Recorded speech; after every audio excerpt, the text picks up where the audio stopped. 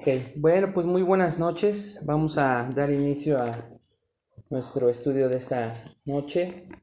Estamos transmitiendo ahora sí en vivo desde la República de Azcapotzalco, ¿verdad? Estamos ya en el tercer estudio de la primera carta de Pablo a Timoteo.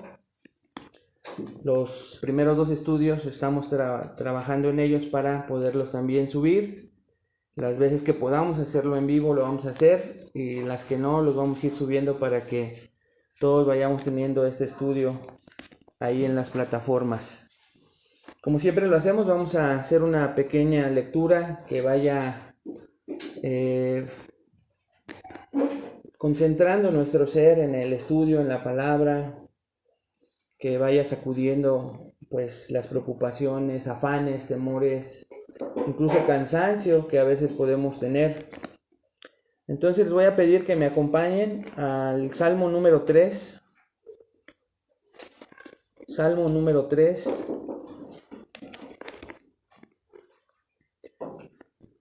Y ahí en el Salmo número 3 lo titula, es un salmo de David, oración matutina de confianza en Dios. Se hubiera sido muy bueno en la mañana, ¿verdad? Pero de todos modos vamos a ver lo que dice ahí el Señor. Si ya llegaron ahí al Salmo número 3, vamos a leer juntos la palabra del Señor, que dice: Oh Jehová, cuánto se han multiplicado mis adversarios. Muchos son los que se levantan contra mí. Muchos son los que dicen de mí, no hay para él salvación en Dios.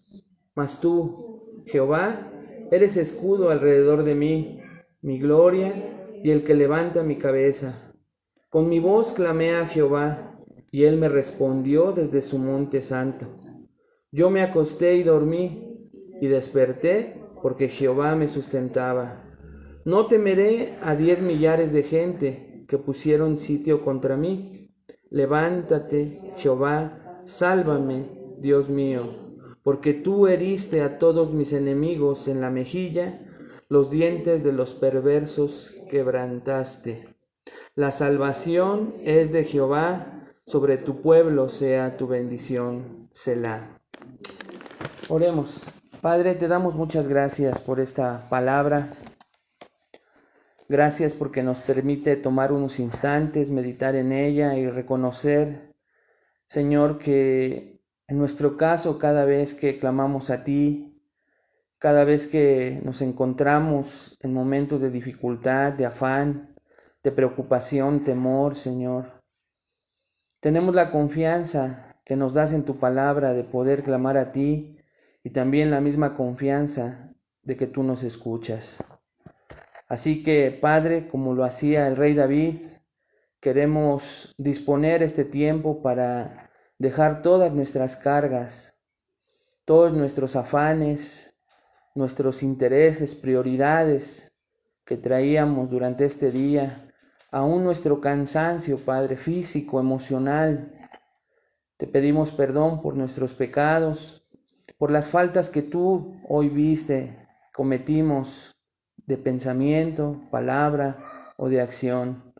Reconocemos, Padre, que no somos perfectos, pero también reconocemos tu obra maravillosa en nuestras vidas, que no nos permite acumular pecado.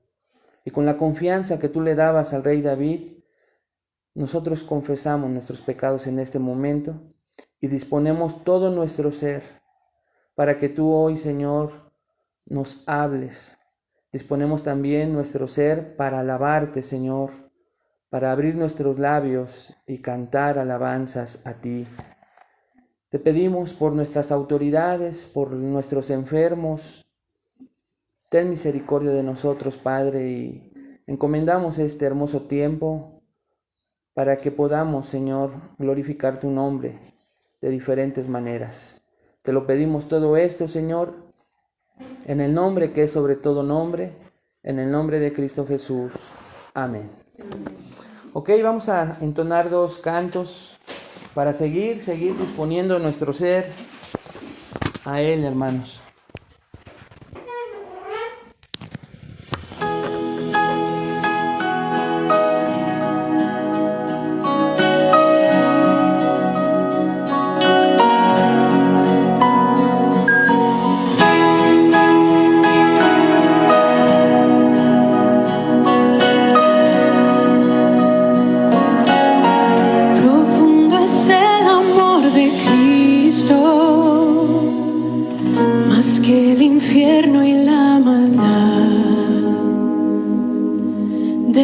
su trono y su gloria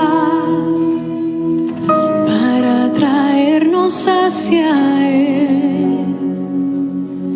Más ancho es el amor de Cristo que el foso que nos separó. Me alcanzó en mis tinieblas.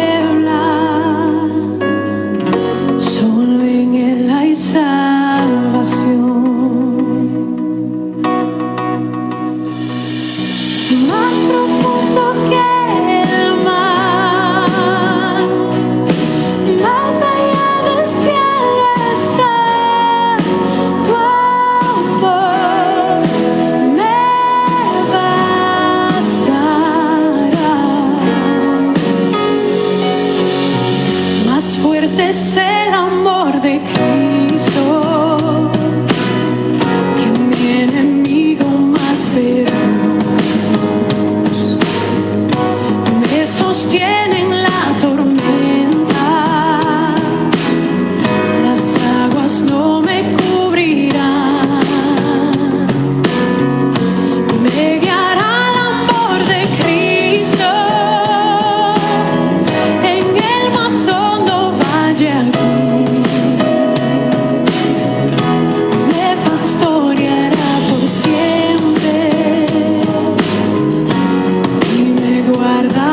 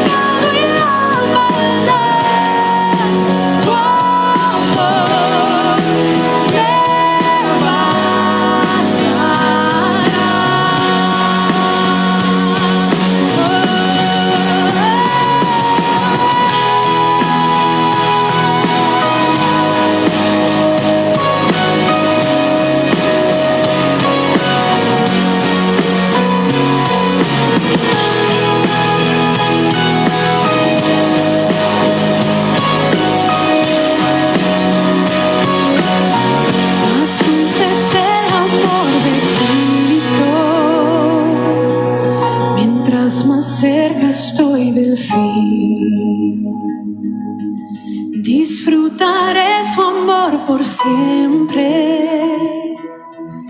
ante su trono estaré, me llenará el amor de Cristo, al su rostro contemplar, yo le por siempre, su alabanza cantaré, su alabanza cantaré.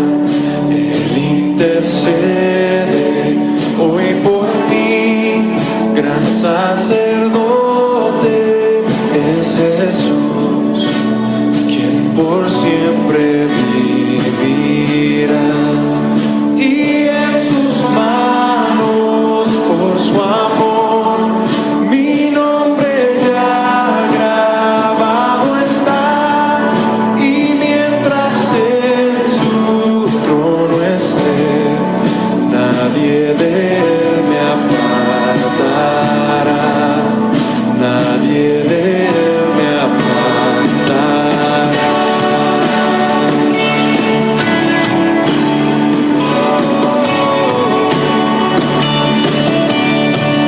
Cuando he caído en tentación y al sentir condenación,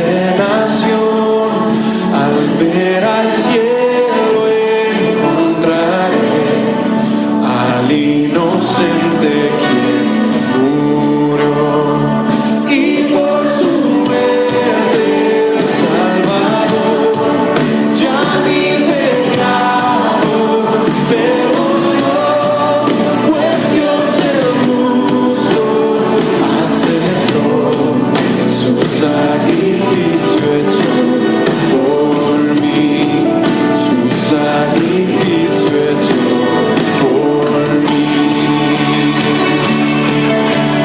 Su sacrificio hecho por mí.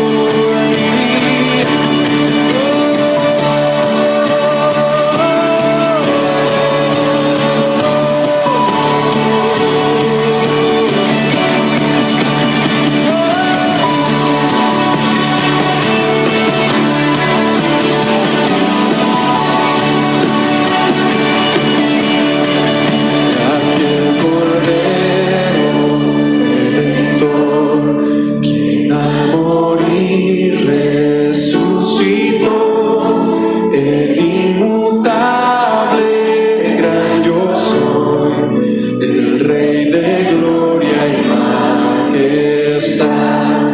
Unido a él no moriré, pues con su sangre me compró, mi vida escondida está en Cristo Dios mi Salvador, en Cristo Dios mi Salvador, en Cristo Dios mi Salvador.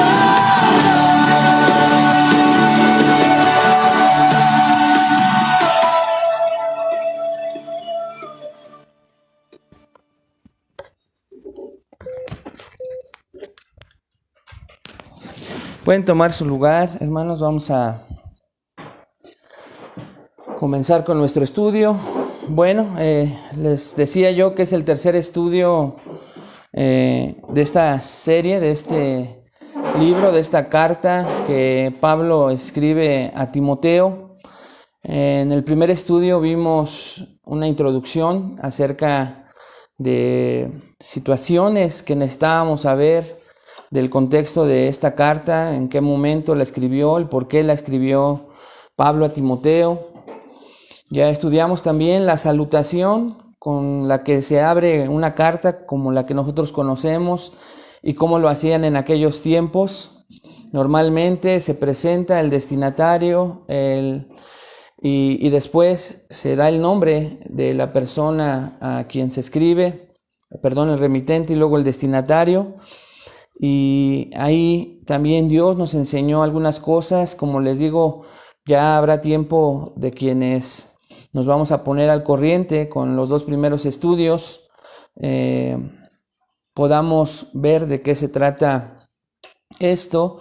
Y ahora, desde la semana pasada, estamos estudiando cómo identificar las falsas enseñanzas, cómo identificar una falsa enseñanza, no en nuestro propio criterio, no en nuestro propio pensamiento, inteligencia, sino que damos gracias a Dios porque en los versículos 3 al 11 del capítulo 1 de esta primera carta de Pablo a Timoteo, leemos lo siguiente. Voy a darle lectura si me quieren acompañar. Primera de Timoteo, capítulo 1, versículos 3 al 11, porque inmediatamente después de los 2 primeros versículos donde Pablo saluda a Timoteo, y ya estudiamos ahí lo que el Señor quiere enseñarnos con esa salutación, Pablo no se detiene nada, hermanos, en ir directo al propósito de la carta, al propósito de por qué le escribe a Timoteo.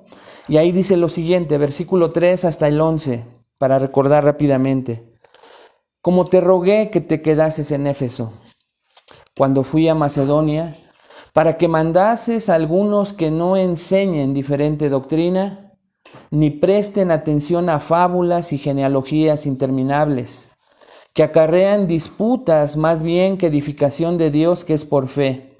Así te encargo ahora. Pues el propósito de este mandamiento es el amor nacido de corazón limpio y de buena conciencia y de fe no fingida. Versículo 6. De las cuales cosas, desviándose algunos, se apartaron a vana palabrería, queriendo ser doctores de la ley, sin entender ni lo que hablan, ni lo que afirman. Pero sabemos que la ley es buena si uno la usa legítimamente, conociendo esto, que la ley no fue dada para el justo, sino para los transgresores y desobedientes, para los impíos y pecadores, para los irreverentes y profanos, para los parricidas y matricidas, para los homicidas, para los fornicarios, para los sodomitas, para los secuestradores, para los mentirosos y perjuros, y para cuanto se oponga a la sana doctrina, según el glorioso evangelio del Dios bendito que a mí me ha sido encomendado. Así que entonces, hermanos, vimos que aquí encontramos en los versículos 3 al 11 4 características de la falsa enseñanza que te ayudarán a evitarla y contrarrestarla. 4 características de la falsa enseñanza, de los falsos maestros también podríamos decir, que te ayudarán a no solamente identificarlo, sino evitarla y saber cómo contrarrestar esa falsa enseñanza. Aprendimos la semana pasada la primera característica de la falsa enseñanza, que fue la falsa enseñanza mezcla la verdad con la mentira, y lo vimos en los versículos 3 y 4. La falsa enseñanza mezcla la verdad con la mentira. Vimos en la primera frase, como te rogué que te quedases en Éfeso, que Pablo le está recordando a Timoteo cuando iban rumbo a Macedonia, porque ahí dice adelante en el versículo 3, cuando fui a Macedonia. ¿Qué le rogó ahí Pablo? Nos enseña esta primera frase del versículo 3, que iban juntos hacia Macedonia. Pero algo pasó que ahí Pablo comenzó, esta palabra rogar trae la importancia, nos deja ver la importancia. Algo estaba pasando en la iglesia en Éfeso, porque ahora ya sabemos que Pablo le ruega que se quede en Éfeso porque están sucediendo cosas.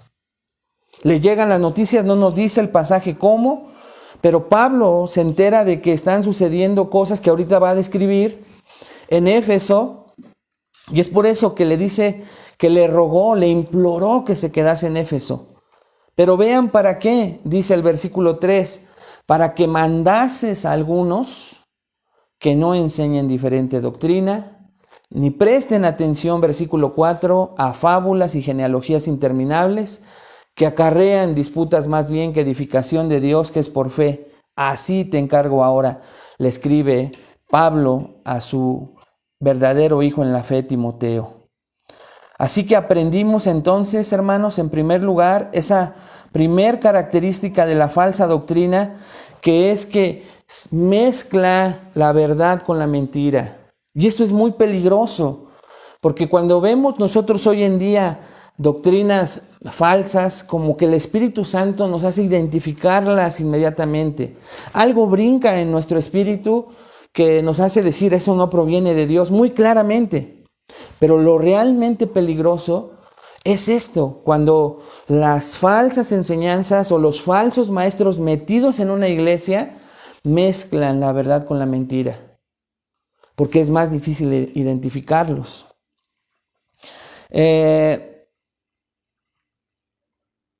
Esta primer característica no nos está diciendo, hermanos, que es una simple diferencia. Es como cuando tú conoces a alguien con una doctrina diferente de otra iglesia y te dicen, es un modo diferente de pensar. No. Estudiamos hace 8 días que esta palabra diferente doctrina es porque están enseñando algo antibíblico. Por eso la seriedad de que se quedara en Éfeso no es cualquier diferencia, modo de pensar distinto, modo de interpretar, como algunos a veces pueden afirmar cuando hablas de una falsa doctrina. Un pensamiento más profundo, como dicen hoy en día algunos. Es algo que a lo mejor no te quieren enseñar en tu iglesia, un código secreto, etcétera, etcétera, etcétera. No, esto es algo serio. Esto es una enseñanza que contradice, les recuerdo, 2 cosas muy importantes. La salvación, el plan de salvación que nosotros hoy sabemos que la Biblia enseña que es solo de Dios y no por obras en la que el hombre haga algo, como se enseña en algunas iglesias en aquel tiempo, en Éfeso, y hoy también en nuestros días. Nada más hay 2 doctrinas, hermanos, hermanas, hoy en día. Los lugares, para no hablar solo de iglesias, sino de sectas o religiones, donde enseñan que la salvación del ser humano es por lo que él pueda hacer para acercarse al cielo y a su Dios, a su deidad. Esa es una vertiente. Nosotros, la mayoría, venimos del contexto tradicional católico, en donde la salvación, nos enseñaron, era por obras, era por lo que hiciéramos. Pero hay otras religiones y sectas donde se enseña hoy que hay que salir a hacer obras para cuidar nuestra salvación, para ganar nuestra salvación.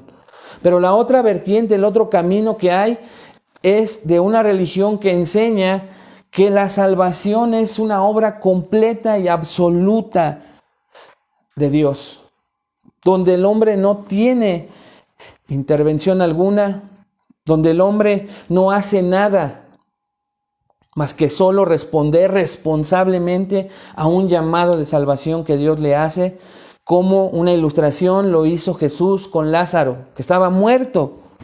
Así el ser humano, enseña esta religión, la Biblia, que el ser humano estaba muerto en sus delitos y pecados, pero vino un llamado irresistible a él, un llamado de Dios para salvación. Esta salvación Dios la planeó.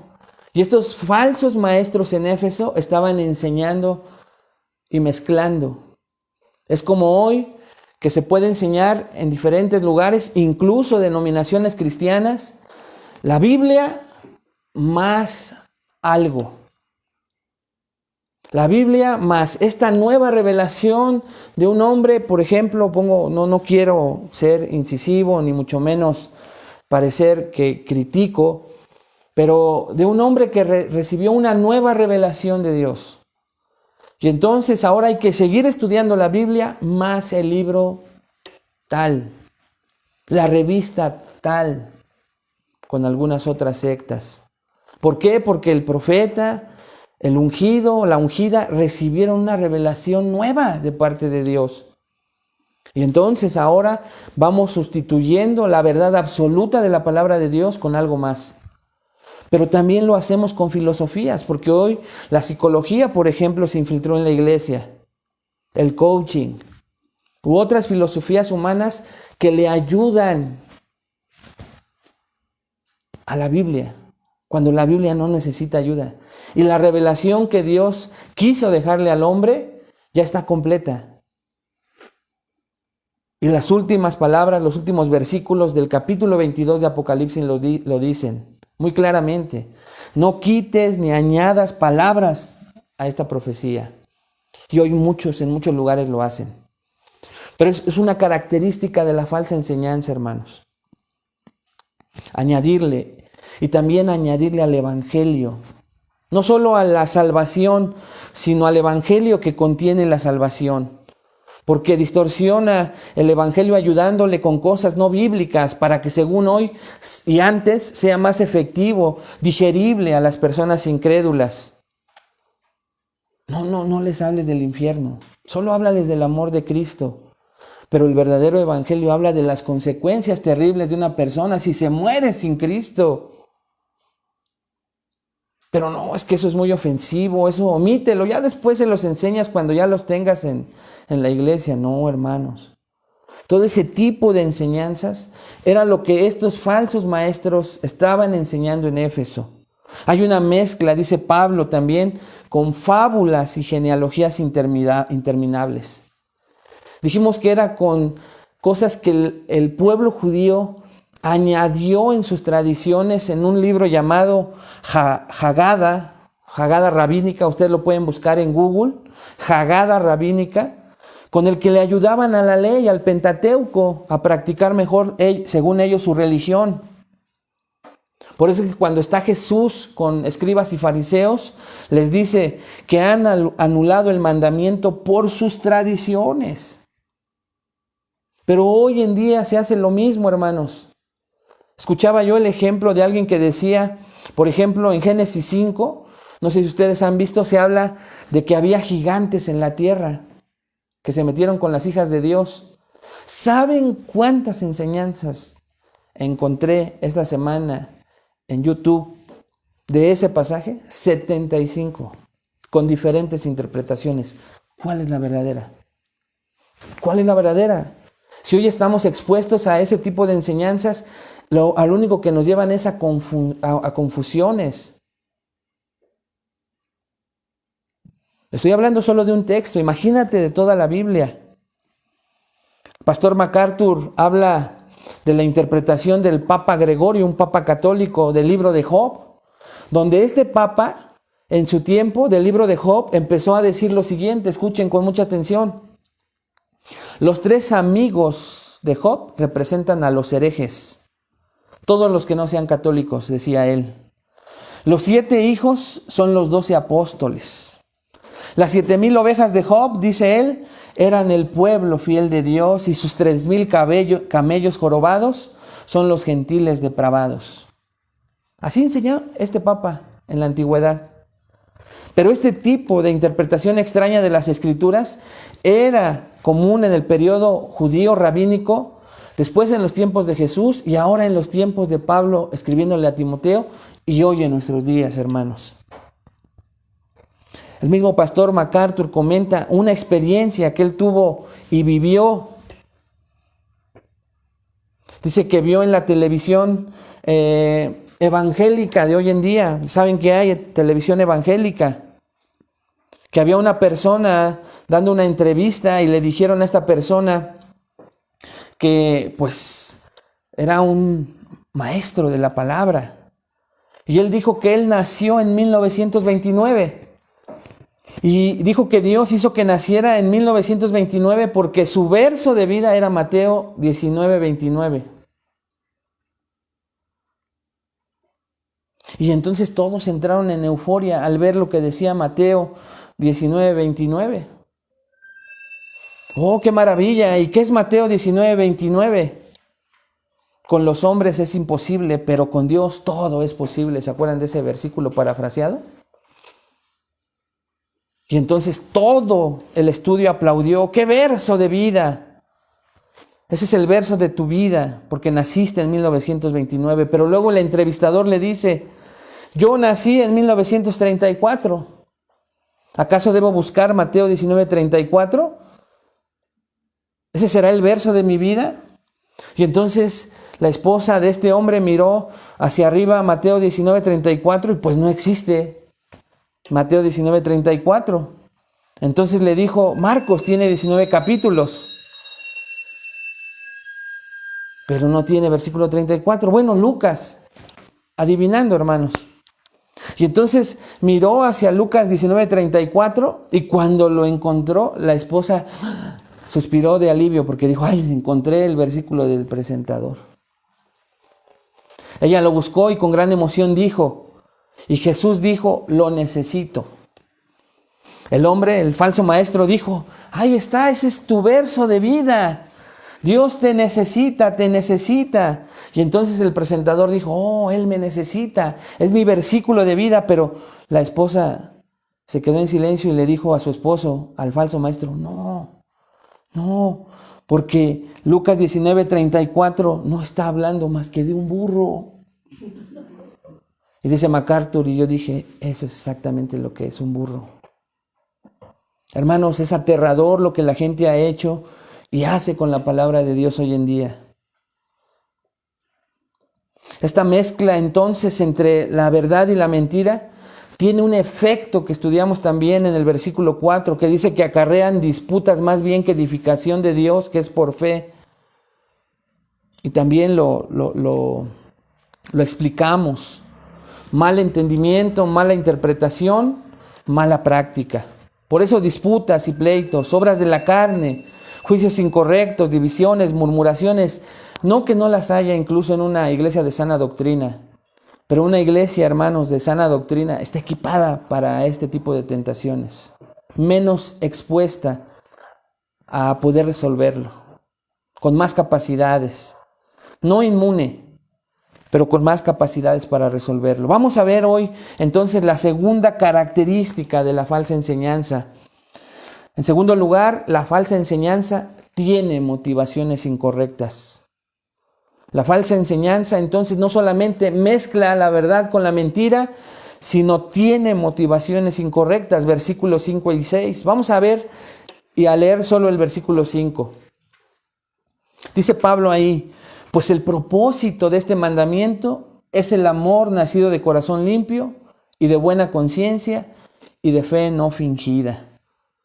Vean entonces en la primera frase: pues el propósito de este mandamiento es el amor. El propósito es el amor. Pablo vuelve a utilizar un término militar para decir el propósito de este mandamiento. ¿Cuál mandamiento? Que mandases. Dice en el versículo 3 y 4, que mandases a algunos no enseñar diferente doctrina. Pero ahora le dice el propósito de este mandamiento, de que calles a algunos, de que no les permitas que enseñen de manera diferente, es el amor. El amor del cual muchos nosotros conocemos, habla 1 Corintios 13, ¿lo recuerdan? Así que entonces este es un amor diferente. Es un amor ágape, un amor que proviene de Dios, que la fuente es Dios. Así que lamentablemente, aunque el amor, nos dice Pablo, le dice a Timoteo, es la meta principal del siervo de Dios, parece que estos falsos maestros carecían de ese fruto del Espíritu, del amor. Y entonces lo que muestra es que su dedicación al estudio y a la enseñanza era más para su propia satisfacción, para su orgullo personal, que para el beneficio espiritual de sus oyentes. En otras palabras, y con una corta frase, hermanos, se amaban más a sí mismos que a sus discípulos.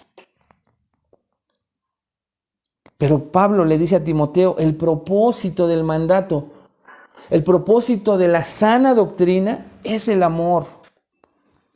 ¿Nacido de qué? Dice ahí, nacido de corazón limpio. No es entonces cualquier amor, ¿lo notan? No es el decir yo te amo, aunque pudiera ser muy real y humano en el amor que más puede acercarse a la ilustración, pues a nuestros familiares cosanguíneos. Es algo como natural, ¿no es cierto? Amar a nuestros padres, a nuestros hijos, a nuestros hermanos. Y como que ese amor se va ampliando y se va sintiendo un poco menos, aunque se pueda sentir por gente especial, amigos, compañeros de trabajo, vecinos, compañeros de la secundaria que seguimos viendo, no sé. Pero el amor con la familia es el que pudiéramos decir que es el más grande. Pero no. Pablo le dice entonces a Timoteo, hermanos, que el propósito del mandamiento es que se den cuenta que la sana doctrina, su primer resultado, su meta es el amor. Pero un amor nacido de un corazón que ha sido limpiado, de un corazón que reconoce que antes era sucio, pero que gracias a la sangre preciosa de Jesucristo ha sido limpiado. Es el amor el cual cumple la ley. ¿Se acuerdan? Cuando le preguntaron a Jesús, Maestro, ¿cuál es el mayor y más grande mandamiento? ¿Cuál fue su respuesta? Él dijo que 2, ¿se acuerdan?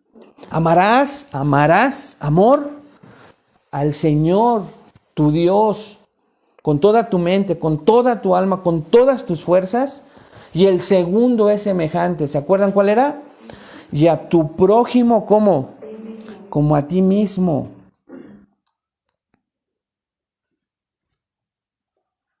Así que entonces dice Pablo ahí en Gálatas 5:6, porque en Cristo Jesús ni la circuncisión vale algo, ni la circuncisión, ni la incircuncisión, sino la fe que obra por el amor.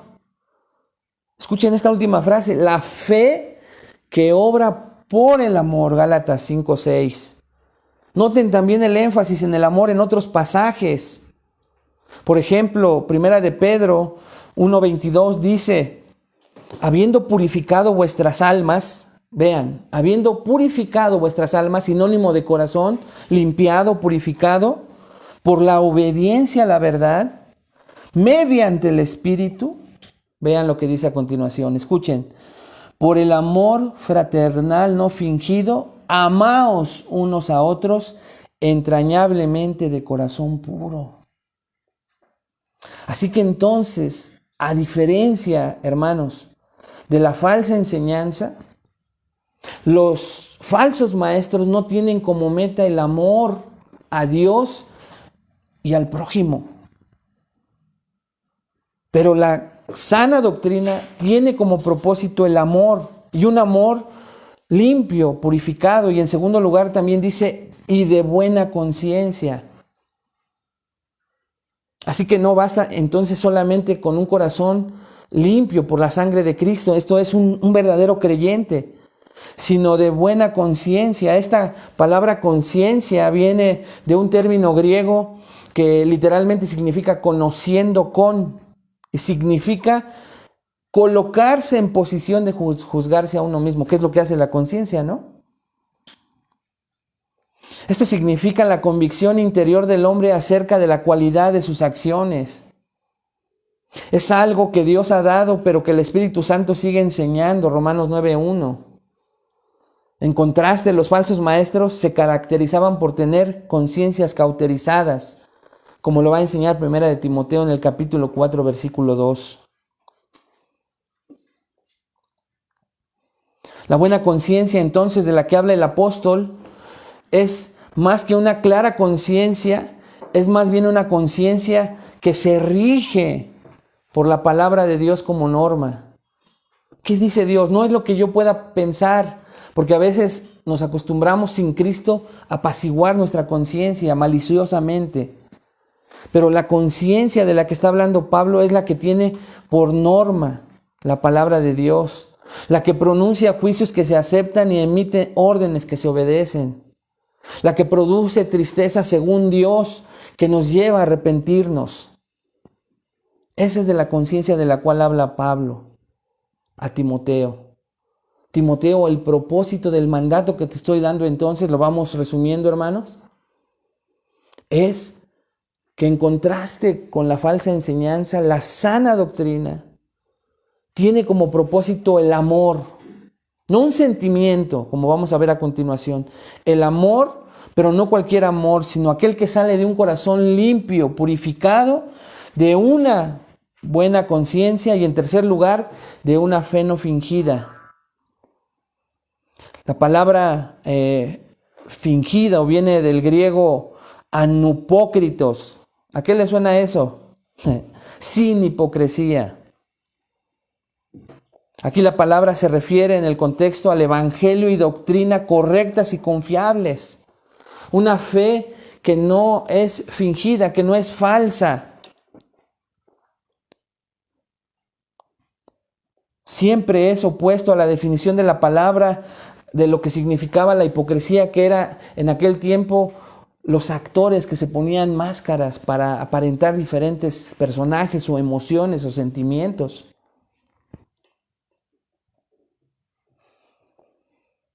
Esta palabra entonces viene de un actor de un drama que asume un papel que realmente no es su propio carácter, pero que se pone en ese papel. Escuchen lo siguiente entonces. Un falso maestro tiene un corazón sucio porque nunca ha sido limpiado por el verdadero evangelio, la fe en Cristo Jesús. Un falso maestro tiene una conciencia culpable porque un corazón impuro desencadena en una conciencia culpable.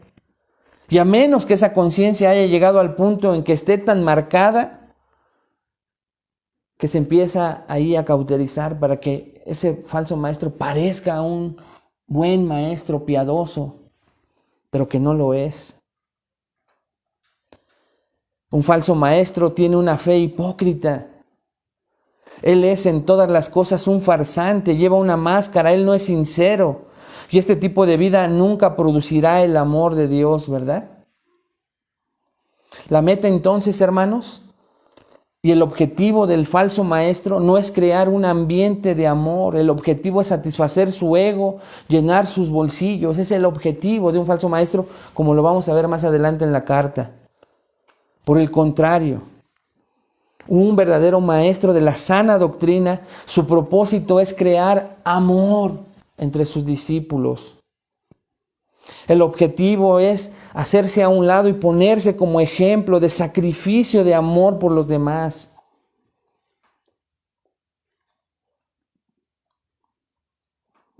Veamos qué dice el versículo 6.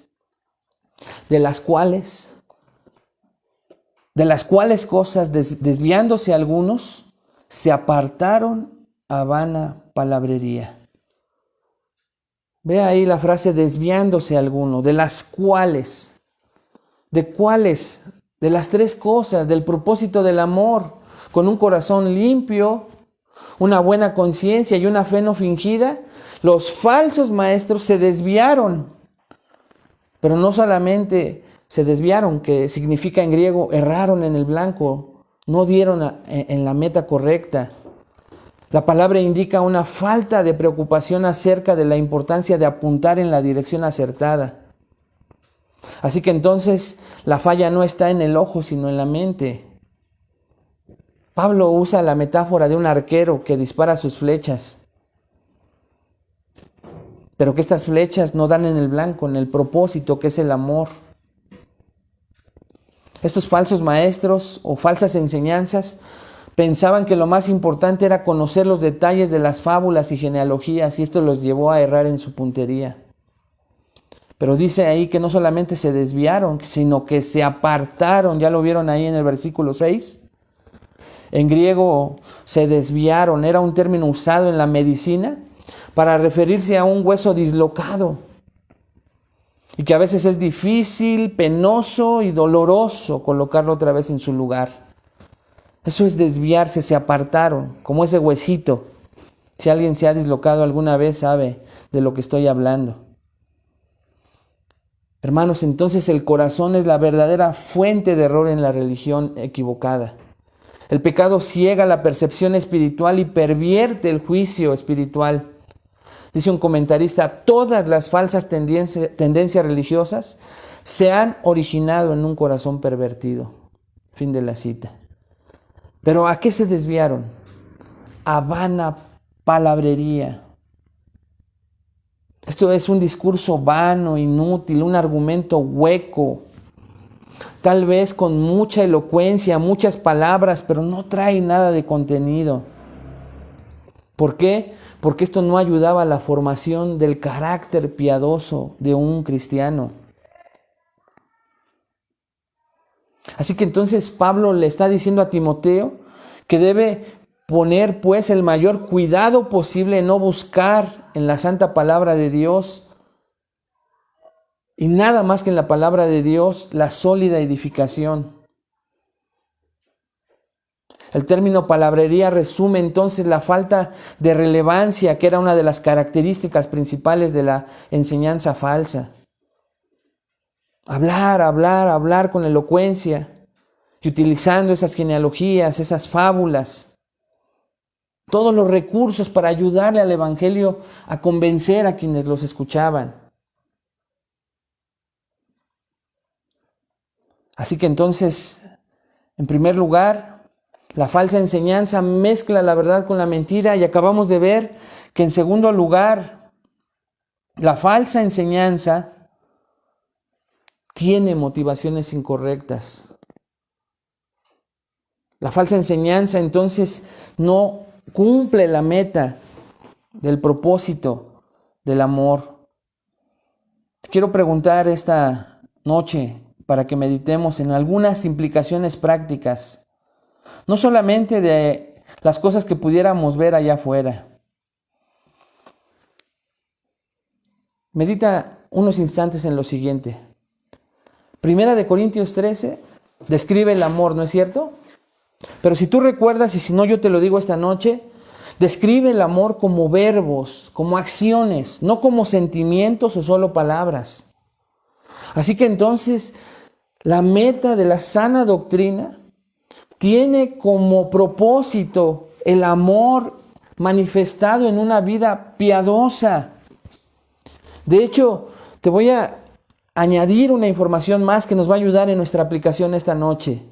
La palabra doctrina aparece 22 veces en estas cartas pastorales. Primera, segunda de Timoteo y Tito, 22 veces. Por lo que nos muestra que es clave la palabra doctrina o enseñanza en estas cartas pastorales. Pero la segunda palabra que más se repite es la palabra piedad, hermanos amados. Apareciendo 10 de las 14 veces en esta primera carta de Pablo a Timoteo. ¿Qué quiere decir entonces o cuál es el énfasis, el propósito? No solamente exhibir las falsas enseñanzas, poner orden en la iglesia de Éfeso, sino escuchen lo siguiente: que la sana doctrina esté acompañada de piedad, de acciones. Hoy, tristemente, lo que más vemos, y muchos de nosotros venimos de un contexto en donde había falsa doctrina, muchos de nosotros incluso venimos del evangelio, de las obras, de que nosotros teníamos que hacer algo, porque si no íbamos a perder nuestra salvación. Y teníamos que cuidar con temor y temblor, interpretando mal ese versículo.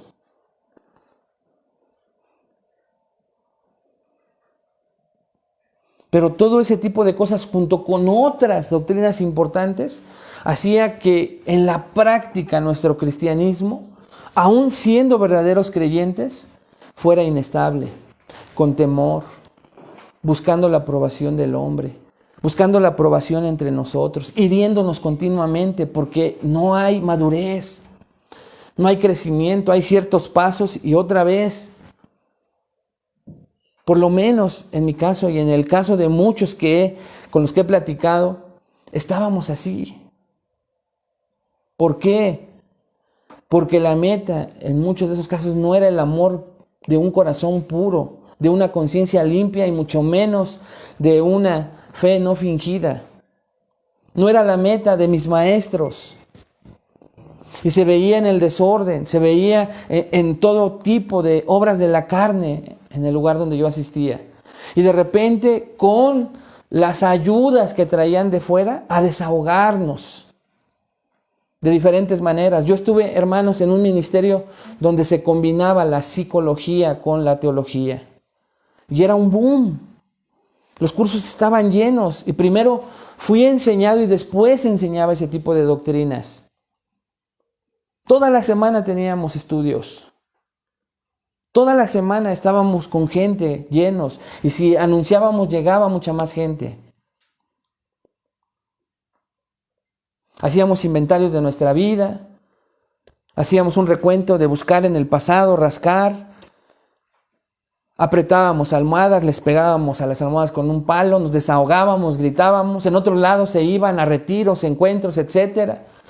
Y todo eso era como el oxígeno que de repente pensábamos que necesitábamos porque regresábamos diferentes. Cuando lo único que habíamos hecho en términos psicológicos es una catarsis, un desahogo. Y como te lo mezclan con la Biblia, con Dios, con las visiones, con todo lo que ves, pensamos que estamos siendo edificados y madurados. Cuando lo único que edifica es la palabra, el alimento. de la palabra de Dios. La palabra no necesita de todas esas herramientas, de todas esas experiencias. Pero muchas veces nuestra propia carne lo buscaba. En esa inmadurez buscábamos ese tipo de cosas. ¿Tú crees que la Biblia necesita ese tipo de experiencias y ayudas? La Biblia es suficiente.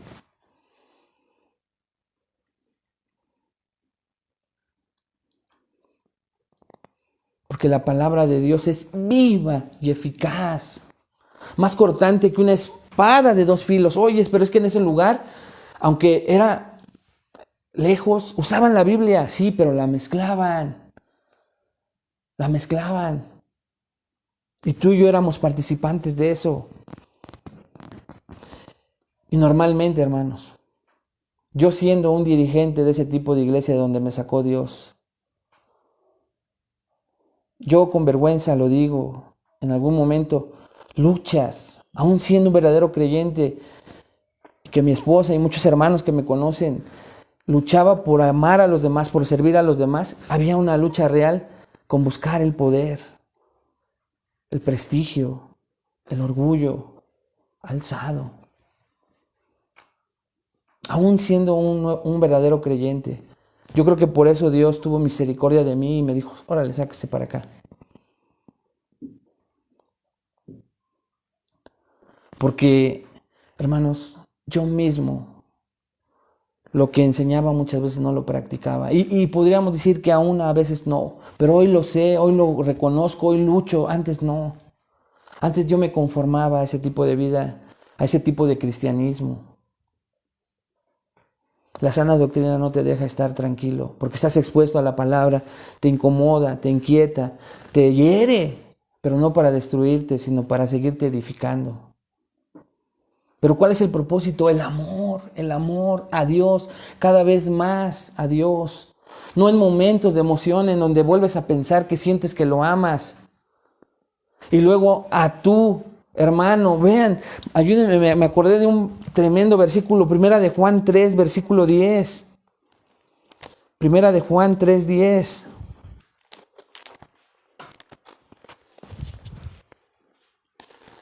Escuchen esto tremendo, hermanos, lo que dice aquí. Primera de Juan, capítulo 3, versículo 10. En esto se manifiestan los hijos de Dios. ¿Y qué dice ahí? Y los hijos del diablo. Todo aquel que no hace justicia y que no ama a su hermano, vean lo tremendo, no es de Dios. Vean el versículo 14.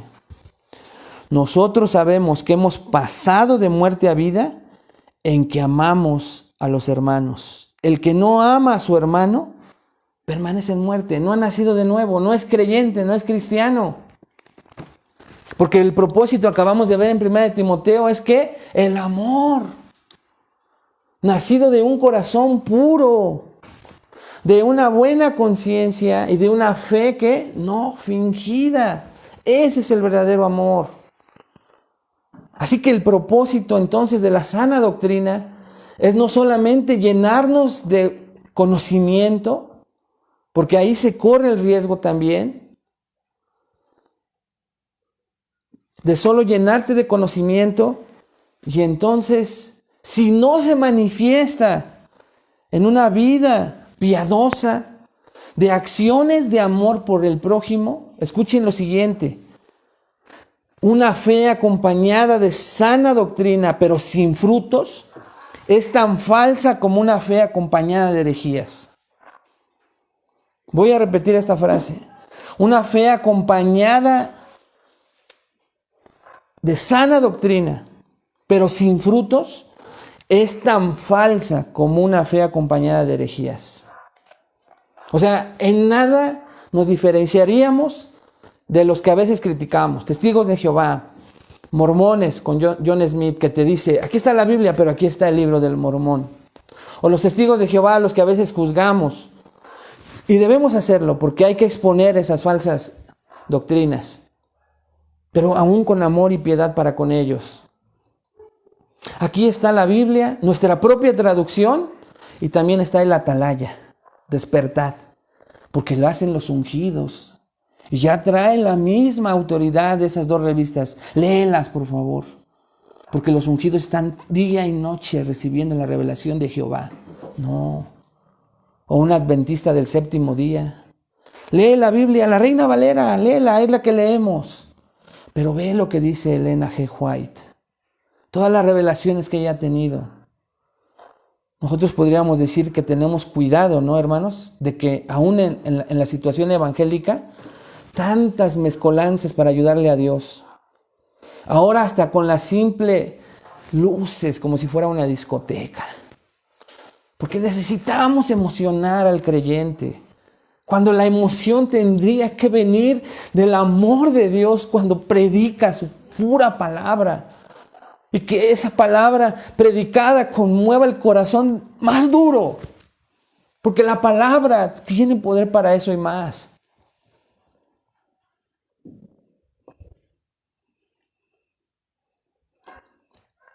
Pero nosotros, hermanos amados, que estamos empezando a ser expuestos a la sana doctrina, necesitamos comenzar con la verdad en nuestro corazón, de que no estamos para presumir que conocemos más y que hoy sabemos interpretar la Trinidad, la teología tal, no. Sino que eso que aprendemos tenga como resultado piedad y amor para el prójimo y para Dios cada vez más. Si no, estamos igual que ellos.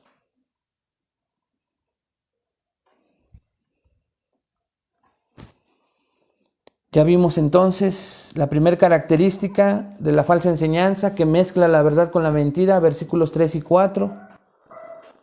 La segunda característica de la enseñanza falsa,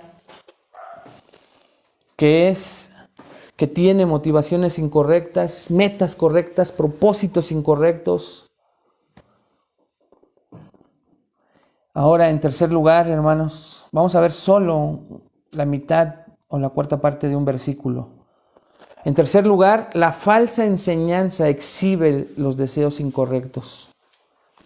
Versículo 7, la primera frase nada más. Repito, la falsa enseñanza exhibe los deseos incorrectos de los falsos maestros. Dice el versículo 7, queriendo ser doctores de la ley. ¿Qué quiere la falsa enseñanza? ¿Qué quieren los falsos maestros? Ser doctores de la ley, ¿ya lo vieron ahí? Parece entonces que lo que más les interesa a estos hombres era o es hoy en día competir con la exégesis rabínica contemporánea. Su interés no era exponer el evangelio, sino lucirse con su conocimiento del evangelio. Esto Pablo lo va a exhibir allá en 2 de Timoteo 2:2. Vamos de una vez ahí para utilizarlo como referencia. 2 de Timoteo, hermanos, 2:2.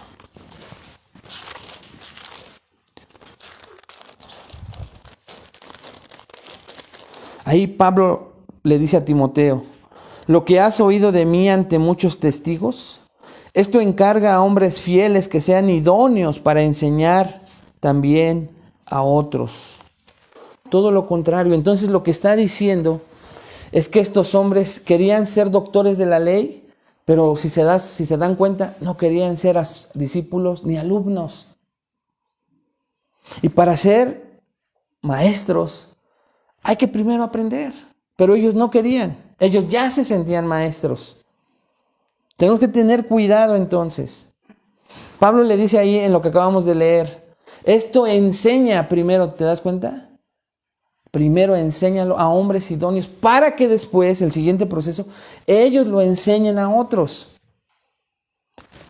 La falsa enseñanza piensa que ya todo lo sabe, que está capacitado, que está capacitada para hacerlo. Pero si no conocemos la sana doctrina, ¿cómo la vamos a enseñar? Esto de queriendo ser doctores de la ley significa que querían ser maestros de la ley. Maestros, obviamente, de la ley mosaica, ahora combinada con el Evangelio de Jesucristo. Querían ser intérpretes de la ley, profesionales. Esta frase parece muy insignificante, pero ese queriendo, hermanos, viene de una palabra griega que se llama epitumía. No la olvides, porque es un deseo incontrolable. Epitumía. Un deseo en su corazón tan intenso de ser doctores de la ley, maestros de la ley. Deseaban o codiciaban. Va incluido este término en esta palabra epitumía. Así que con placer estos pseudodoctores esgrimían, y imagínenselos, sus palabras pomposas, sus áridas frases. Pero todo esto era pura altisonancia. Lenguaje afectado, retumbante. Siempre que oían una palabra impronunciable, de esas difíciles que los demás no conocían, se la memorizaban y la usaban para sentirse superiores a los demás. Y obviamente cuando lo mezclaban con sus fábulas, ¿se acuerdan que eran mitos y su imaginación? El chiste era captar la atención de sus oyentes. Pero más adelante vamos a leer que ni ellos mismos entendían lo que decían. Eso lo vamos a ver en la cuarta característica la semana que viene. Yo no sé si ustedes han escuchado de un hombre llamado John Knox. Este es un hombre puritano. Les recomiendo cuando puedan aprender, leer, comprar un buen libro cristiano, compren para que conozcan acerca de quiénes eran los puritanos. Y Juan Knox es un hombre puritano.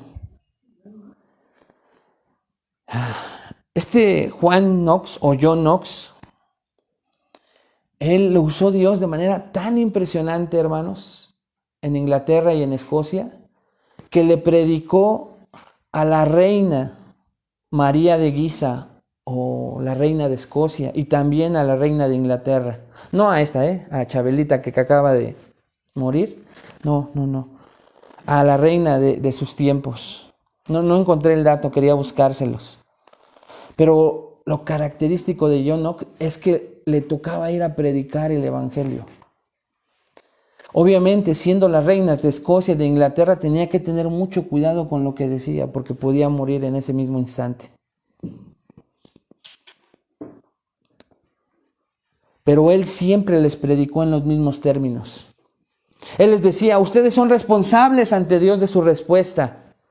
A ellas no les dio permiso, como él le dijo a la reina de Escocia, para ofender la majestad de Dios. Ustedes no tienen el permiso, le dijo John Knox a la reina de Escocia.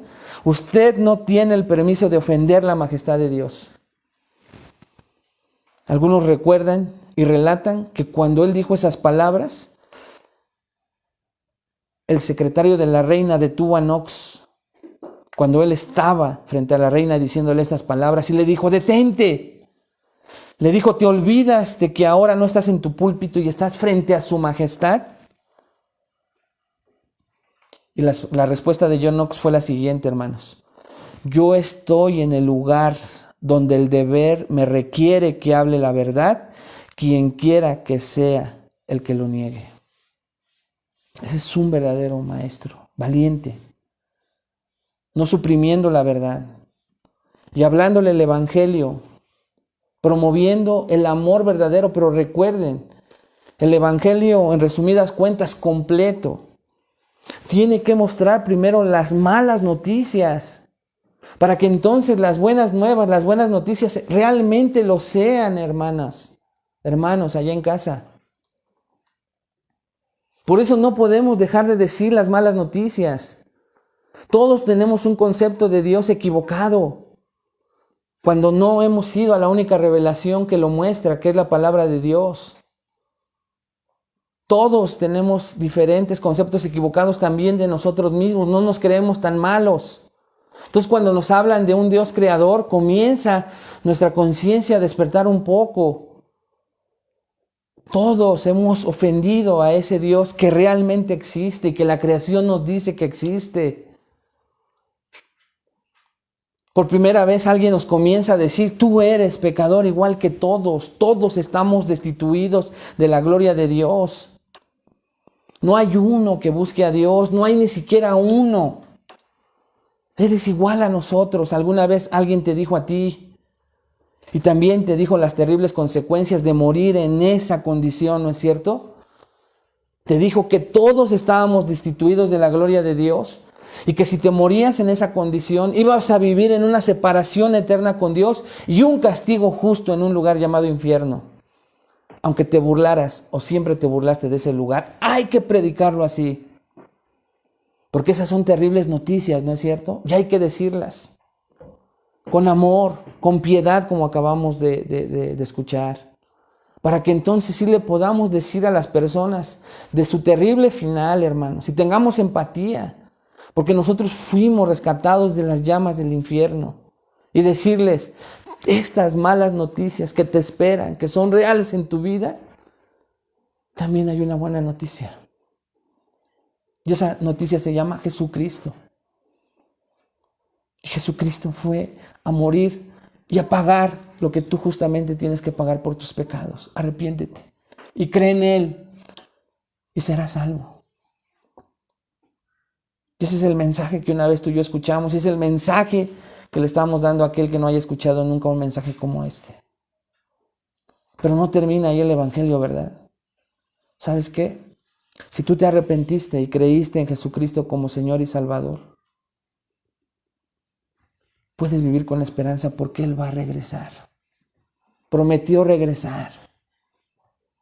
Y tenemos que vivir a la luz de esa espera para verlo, cómo viene en gloria por nosotros, para llevarnos y vivir con Él por la eternidad. Así que mientras Él viene, tienes una vida en esta tierra y queremos acompañarte a vivirla juntos mientras Él llega, que tiene que estar caracterizada por el amor a Dios cada vez más grande y el amor entre los que te invitamos a que seas partícipe. Muchos se van a dar la vuelta como con Jesús y no van a querer, pero muchos otros como tú y como yo, por su gracia, vamos a responder favorablemente. Y allá afuera hay muchos que necesitan eso, hermanos. Así que entonces, más que querer ser doctores de la ley, maestros de sana doctrina, necesitamos aprender y cerramos esta noche este estudio considerando y meditando en nuestros propios caminos. Estamos en la sana doctrina. Estamos con la meta puesta en que el propósito sea el amor que podemos darle a Dios y a los demás de un corazón puro, continuamente arrepintiéndose de sus pecados. Porque es lo que debe de hacer un cristiano, no permitir que se acumule pecado en su corazón, sentimientos contra alguien, equivocados, mentira, todo en lo que de repente todavía caemos, hermanos. Un creyente, para manifestar un amor sincero a Dios, tiene un corazón puro como David, ¿te acuerdas en el Salmo 51? Lávame más y más de mi maldad. Contra ti solo he pecado. ¿Por qué?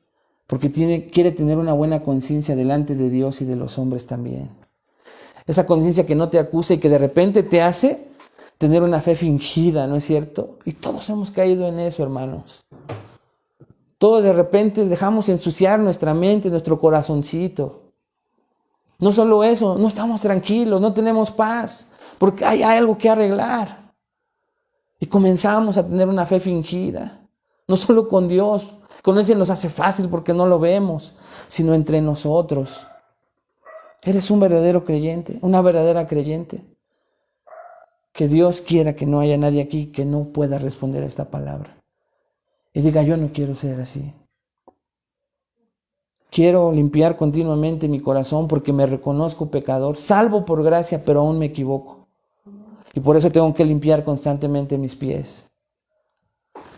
Quiero tener una conciencia tranquila para que no tenga intranquilidad, depresión, tristeza, todo lo que hoy le acontece a muchos cristianos. ¿No es cierto, hermanos? Colitis, itis, todo lo que termina en itis, aún siendo creyentes. Y sobre todo, a veces caer en una fe fingida. ¿Cuánto a veces, si estuviera el Señor hoy en día, nos diría lo que le dijo a los fariseos y escribas, ¿no? sepulcros blanqueados. ¿Te imaginas esas palabras para nosotros? Dios nos libre de eso, hermanos. Pero ¿sabes qué necesitamos? La sana doctrina. Oremos. Padre, te damos muchas gracias por esta enseñanza. Gracias no solamente por enseñarnos que es una falsa enseñanza, cómo se caracteriza, cómo identificarla, cómo identificar falsos maestros, Señor, a lo cual podemos estar expuestos. Te agradecemos mucho, Señor, mucho de verdad por enseñarnos esta noche que muchas veces hemos errado en el blanco y en el propósito de lo que tú nos enseñas en tu iglesia. Reconocemos muchos de nosotros que queremos conocer, Señor, para el ego o para otros propósitos egoístas y no para el amor puro, de un corazón puro, de una conciencia, Señor, de una buena conciencia y una fe no fingida que se manifiesta en un amor cada vez más grande y profundo por ti y por el prójimo. Reconocemos, Padre, que al no verte, muchas veces nos equivocamos y pensamos que estamos muy bien, pero nuestras relaciones evidencian que no es así. Auxílianos, Espíritu Santo, a estar atentos y poder, Señor, buscar esa meta de la sana doctrina que hoy hemos aprendido y así no caer, Señor, muchas veces en esa falsa doctrina de la cual nos espantamos, criticamos y correctamente muchas veces confrontamos. Pero que muchas veces, Padre, también podemos ser señalados, porque nuestra piedad muchas veces no va acompañada de lo que decimos conocer de ti, de tu bendita palabra y de esa sana doctrina de la cual muchas veces podríamos jactarnos. Ayúdanos a ser congruentes y que lo que sepamos sea lo que practiquemos, Señor. Que lo que sepamos, entendamos y seas tan claro en trabajar con nosotros, lo practiquemos, Señor. Te lo pedimos todo esto, en el nombre de Cristo Jesús. Amén. Pues amén, hermanos, que Dios les bendiga. Vamos a cortar la transmisión, por aquí nos vamos a estar viendo. Y bueno, nos vamos a quedar a tomar cafecito aquí con los hermanos y hermanas. Nos vemos la próxima semana.